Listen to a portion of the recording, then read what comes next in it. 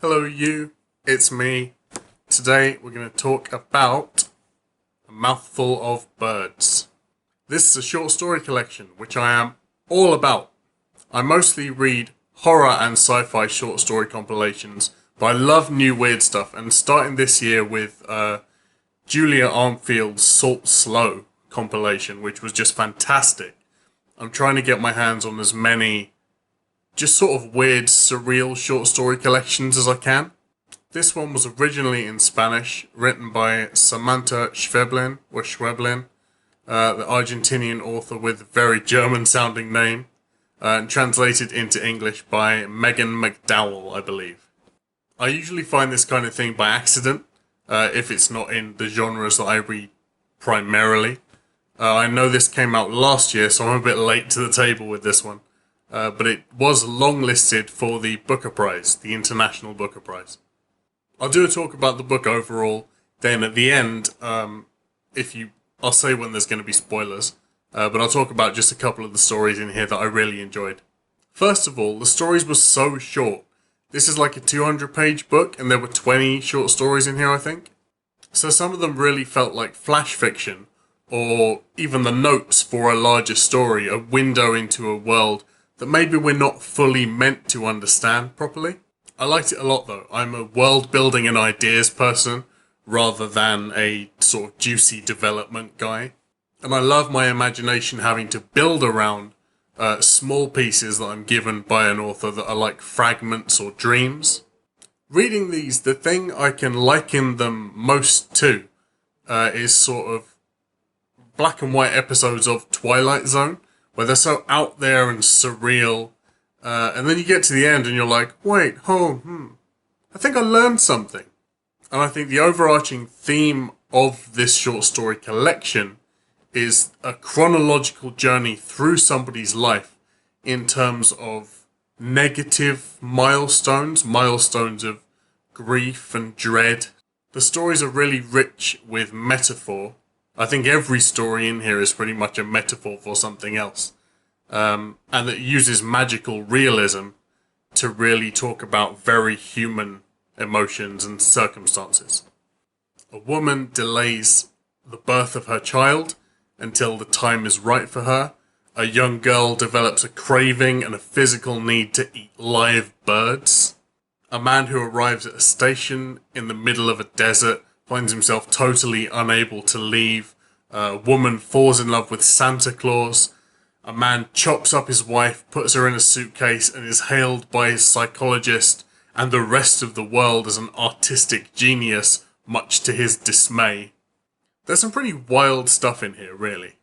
It opens with a story about marriage, followed by stories about childbirth, growth, emotional disconnect from your children, infidelity, a futile search for happiness, and finally death is the last story in the collection. I've watched a couple of other reviews, read a couple of other reviews as well on Goodreads and on here, of other people who've read this book, and I haven't seen anybody else pick up on the fact that it is a chronological thing, but for me that was a really strong element of it. One thing a lot of people didn't like about this book was the lack of variety in style and format of the stories inside it. But honestly, that for me was a plus, and it lent to the feel of it being one story. Because the subject matter of each story varies so wildly, it's really the narrative and the narrative voice that ties it all together. And while you can see that they're not from the point of view of the same person, the constant narrative really feels like it is part of the same timeline, and it feels like you're following a life. A theme that for me was really recurrent through the collection was the idea of an unasked question in every story that probably would have resolved the situation very quickly, even down to, who are you? What is that? Why are you keeping me here? What are you doing? All of these things were just never asked. And I think with the telling of chronological life milestones, one of the themes on top of that could be how disconnected we are from each other and how we just blindly accept things that are objectively insane. and the dismissal and acceptance simultaneously, either by the main character or the world around the main character, of these things that are just bizarre, felt very, very Kafka to me. I do always worry with translated books that something has been lost, and I'm not getting 100% of what the author was originally trying to say. So if any of the people that watch this channel speak Spanish and have read the original one, I would love to hear what you thought of it. A couple of spoilery bits, just some stories in here that I really liked. Towards Happy Civilization was one in here that I really liked, about a guy who arrives in the desert at a station and can't leave again because the guy at the desk won't sell him a ticket. He ends up staying with a family there. He's invited to dinner along with a number of other people who have been stranded at this station. He's given a happy life, tasks to do to earn his keep. He's sort of given purpose and meaning, and all he can think about this whole time is, I gotta get back to the city. I gotta get back to the city.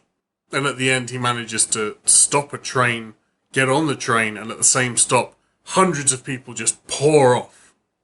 And this for me was a bit of a, you can't see what you've got when it's right in front of your face type deal. And the other people may spend their whole lives searching for something that you're trying to throw away. One of the others I really liked in here was On the Step, which had very strong folk horror elements to it. It's about people trying for a baby, discussing fertility rituals, meeting another couple who has a baby, seeing the reality of it for themselves.